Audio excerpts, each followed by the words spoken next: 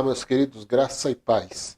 Religião evangélica, estelionato espiritual. Então, meus queridos, quando nós avaliamos alguns vídeos, né, de alguns pastores de renomes aí, eles têm usado a palavra de Deus, a palavra do Criador, para um comércio de grande lucro. Então, tem muitos homens aí, que eu não vou citar o nome aqui, mas só de mencionar as práticas você já deve saber a quem nós estamos direcionando esta palavra, né? Há alguns que têm a fama por vendas de objetos ungidos, né?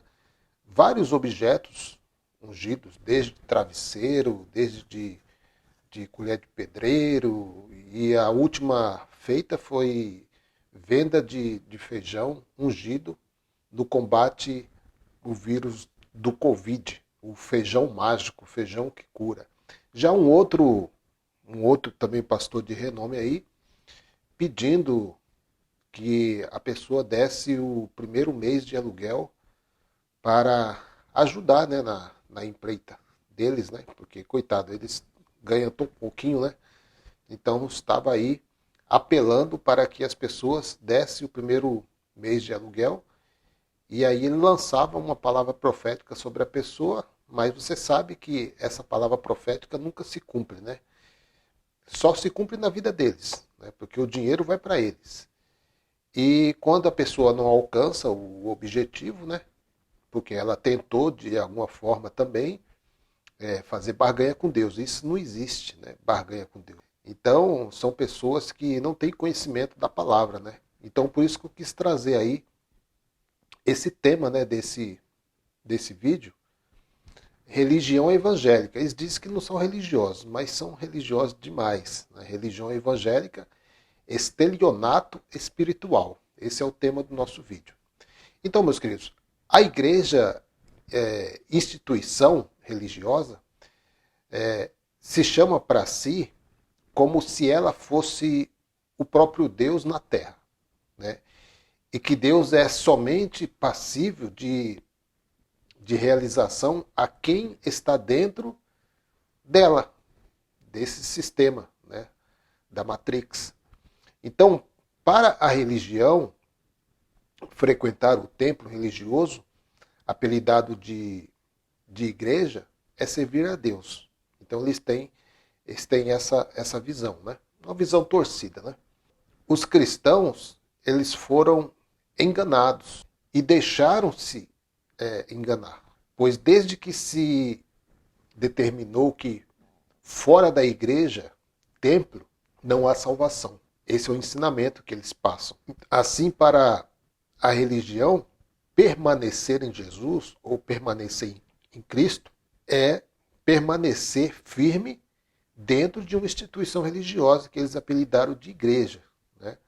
Templos feitos por mãos de homens, frequentando, participando e se submetendo a tudo que eles dizem. Então, quando você se submete a isso, você está ligado a Cristo, dentro da visão religiosa, né? Que não tem nada a ver com o evangelho. Dar frutos para a religião é cumprir o cronograma, né? É cantar no grupo de louvor, é dançar no grupo de dança, é ir à reunião de oração e, sobretudo, ser um fiel dizimista. Então, esses são os ensinamentos que a igreja denominacional, igreja evangélica, tem trazido ao longo do tempo. Então, pessoas incautos, né, pessoas que não pesquisam, que não examinam as escrituras, são presas fáceis nesses movimentos, né? Amar somente os crentes, odiar os desviados, chamando eles de desigrejado. Tem se ouvido muito essa frase desigrejado. Eu não sei como que a igreja de Cristo pode ser desigrejada. Não sei. E como que fica o mandamento que o próprio Messias deixou? Amar uns aos outros. É algo que a religião, eles entendem como amar os que são iguais a eles. Ou seja, aos que pertencem ao mesmo grupo, né? Ao mesmo grupo que eles. Enquanto os de fora não se ajuntarem a eles, a ordem é: demonizem. E com isso, né, os tornando desviados, desigrejados, e por aí vai as frases mais absurdas que você ouve por aí. Então, eles usam o Velho Testamento para dar respaldo a diversas práticas. A maioria das práticas que você encontra dentro das denominações religiosas evangélicas, eu não vou chutar aqui 100%, mas a maioria delas sai de dentro das antigas lições, que é o Antigo Testamento, que foi abolido na morte de cruz, assim abrindo a uma nova aliança, de novos ensinos, de novas doutrinas. E dentro desses ensinos aí você vê dízimos, templos, altares e etc. Com isso, eles vêm fazendo dos cristãos gentios verdadeiros imitadores de judeus. E isso é um grande absurdo, porque você não vê isso dentro ali do grupo dos 12 de Paulo. Ele, muitas das vezes, ele confrontou o apóstolo Pedro por causa dessas atitudes, de levarem os não-judeus, os gentios, a andarem como se fossem judeus. Então, esse papel se repete hoje dentro das denominações religiosas evangélicas. Eu quero ler um texto aqui que se encontra em 2 de Pedro, capítulo 2, a partir do verso 1. Diz assim: mas houve também entre o povo falsos profetas, como entre vós haverá falsos mestres, os quais introduzirão encobertamente heresias destruidoras, negando até o Senhor que os resgatou, trazendo sobre si mesmo repentina destruição. Verso 2 diz: e muitos seguirão as suas dissoluções, e por causa deles será blasfemado o caminho da verdade. Verso 3: também movidos por ganância e com palavras fingidas, eles farão de vós negócios, comércio, a condenação dos quais já de largo tempo não tarda, e a sua destruição não dormita. Então, meus queridos, a história se repete. Não foi somente no tempo dos apóstolos, assim como nós lemos aqui agora, mas a história se repete. Atos dos Apóstolos, capítulo 3, verso 2, diz assim: o homem aleijado de nascença estava sendo carregado. Todos os dias ele era colocado ao lado da porta chamada Formosa, para pedir esmolas a quem entrasse no templo. Verso 3. Quando ele viu que Pedro e João iam entrar, pediu-lhes dinheiro. Verso 4. Pedro e João se voltaram para ele. Olhe para nós, disse Pedro. Verso 5. O homem fixou o olhar neles, esperando receber alguma esmola. Verso 6. Pedro, no entanto, disse: não tenho prata nem ouro, mas lhe dou o que tenho. Em nome de Jesus Cristo, o Nazareno, levante-se e anda. Então, eles não tinham prata, não tinham riquezas, mas eles tinham a fé, mas eles tinham Cristo. Eles tinham autoridade que eles receberam do próprio Cristo. Hoje você não vê essa autoridade. Hoje você vê prata e ouro, mas eles não têm o levanta e anda mais. Então, meus queridos, os líderes de hoje, eles não têm nenhuma semelhança com os cristãos da primeira era. Os líderes de hoje dizem: você está em pecado, não deu o dízimo. Olha só, meus queridos, pecado era transgressão à lei levítica. 1 de João, capítulo 3, verso 4. Todo aquele que pratica o pecado também transgride a lei, porque o pecado é a transgressão da lei. Hebreus capítulo 7, verso 5, né, tratando aqui do dízimo, diz assim, Hebreus 7, 5. E os que dentre os filhos de Levi recebem o sacerdócio, têm ordem, segundo a lei, de tomar os dízimos do povo. Segundo a lei, e tinha que ser levita. Hoje qualquer um que abre uma denominação aí, vai no cartório, registra, está lá, Jesus Jesus foi ali, já volta, igreja pentecostal, coisa e tal, já é um local para eles aplicar o estelionato. Porque, meu querido, o estelionato é tudo aquilo que age fora da verdade. E eles estão fora da verdade. Então você vê que aqui em Hebreus 7,5 diz assim, ó, e os que dentre os filhos de Levi recebem o sacerdócio têm ordem, segundo a lei. Qual lei? A lei de Moisés, a lei levítica, que foi abolida na cruz, Romanos capítulo 10, verso 4. Então, segundo a lei, eles poderiam tomar os dízimos do povo. Qual povo? O povo judeu. As outras tribos, né, que são 12 tribos. A tribo de Levi foi separada para o serviço sacerdotal e as demais tinham por obrigação do próprio Deus, obrigação, porque era lei, né, de trazer o dízimo à casa do tesouro.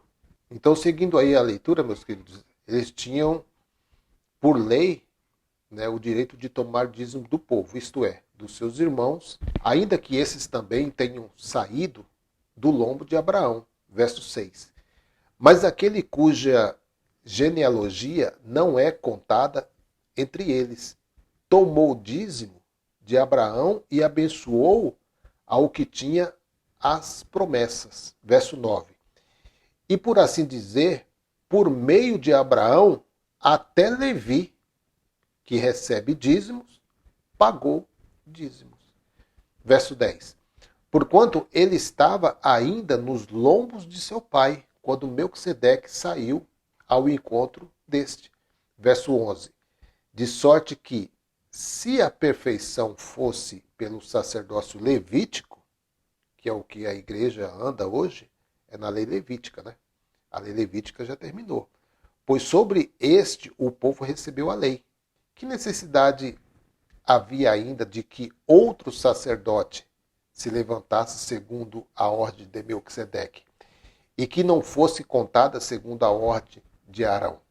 Verso 12. Pois, mudando-se o sacerdócio, necessariamente se faz também mudança da lei. Então houve uma mudança. O sistema religioso não entendeu isso, porque eles vivem a mesma lei levítica. Seguido aí.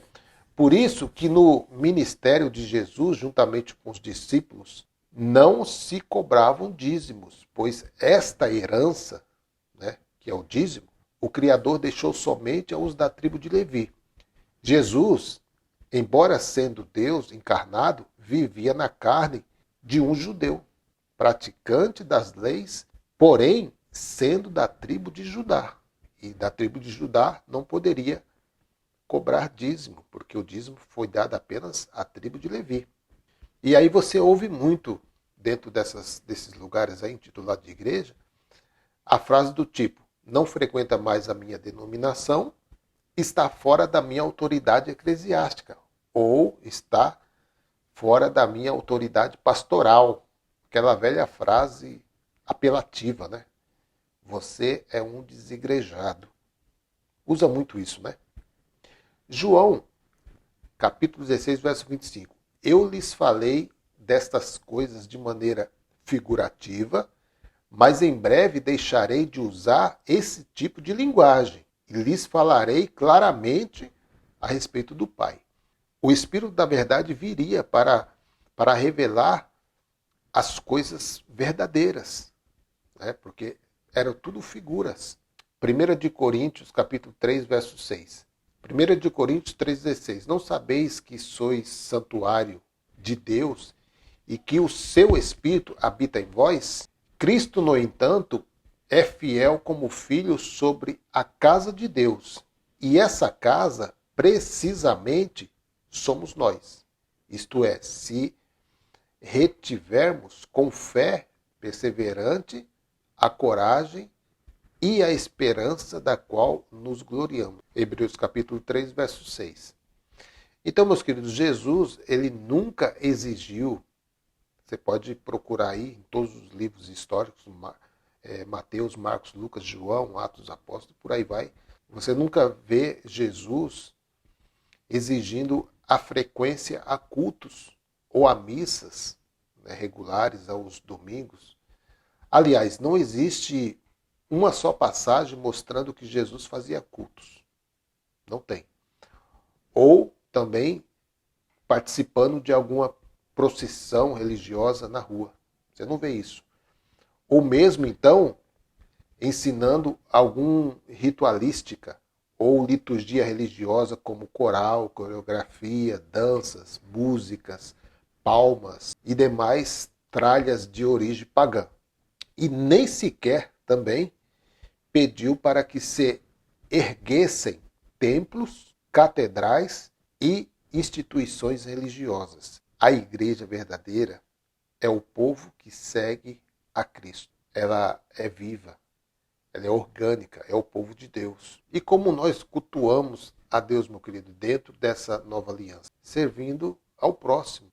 A igreja, meus queridos, a igreja, que eu falo, povos, né, dos apóstolos, era orgânica e bíblica. A igreja institucional não existe. Os apóstolos não construíram templos. O templo que frequentavam era um pátio aberto. As sinagogas eram bibliotecas. Nem fundaram nenhuma denominação, muito menos ensinaram qualquer coisa acerca de liturgias religiosas. A palavra era passado boca a boca, de graça, sem cobrar nenhum valor. Não recolhiam dízimos. Você não vê nenhum dos discípulos, o próprio Jesus, o apóstolo Paulo, recolhendo dízimo, até porque eles não são da tribo de Levi. Então, quando havia ofertas, era destinada aos pobres. Esse era o destino das ofertas. Não é o que você vê hoje, né? Hoje eles usam muito essa expressão aí, né? Semear, né? No ministério de fulano, semear no ministério de ciclano. Não, mas a oferta que era recolhida pelos apóstolos era destinada aos pobres. Nunca foi para fazer pagamento de pastores ou fazer pagamento de apóstolos, nada disso. Está totalmente fora de contexto. E o mais engraçado é que, num passado não tão distante, quando a lealdade a Cristo foi substituída pela lealdade à igreja, templos, né, e seus líderes, com o intuito de impor autoridade, domínio e controle sobre o povo ignorante. Quando eu falo aqui ignorante, pessoas sem o entendimento, sem conhecimento, tá bom? Então, foi estabelecido o preceito de que quem negasse a igreja institucional também negava a Cristo. Uma extrema reação contra este absurdo levou reformadores a protestar contra essa aberração teológica. Qual foi o resultado? Teria os reformadores conseguido exterminar a doença dessa aberração teológica? Claro que não. Apesar da reforma ter se levantado contra esta corrupção do raciocínio, os protestantes e evangélicos acabaram caindo nos mesmíssimos erros ao criarem denominações ou organizações, sistemas interligados de hierarquia e processos de manutenção do sistema. De modo que, por conveniência, esta herança não morreu no catolicismo, mas foi propagada através de líderes tais como Lutero e outros mais, né, que eu não vou citar o nome aqui porque a lista é grande, e que nunca tiveram a intenção de zerar o catolicismo e seus dogmas, nem de destruir todos os seus pilares, mas apenas reformar. Por isso, os evangélicos protestantes vivem sob herança romana, seguindo o mesmo formato de sistema que os protestantes combateram lá atrás. Então você pode observar, Constantino criou um império religioso, transformando o que era antes a fé de oprimidos em religião de opressores. Foi a melhor solução para transformar uma Roma política fragmentada em Roma religiosa imperial. O imperador pagão desviou recursos financeiros, isso é histórico, você pode pesquisar aí, ele desviou recursos financeiros do Estado para construir a Basílica de São Pedro e marcou com grandes templos e obeliscos que os cristãos primitivos tinham marcado apenas com a fé e o amor. Aí é uma grande diferença da igreja primitiva da igreja atual. A questão é que a verdade é o caminho menos percorrido. Por quê? Porque isso não traz imperialismo, nem prisões religiosas. Por isso que o sistema religioso está aí, com toda a força aí, e muitos estão lá dentro, presos, cativos, por falta de informação, por falta de examinar as escrituras. Amém, meus queridos? Deixo esse vídeo aqui para os irmãos e até o próximo encontro, se assim o Eterno nos permitir. Graça e paz.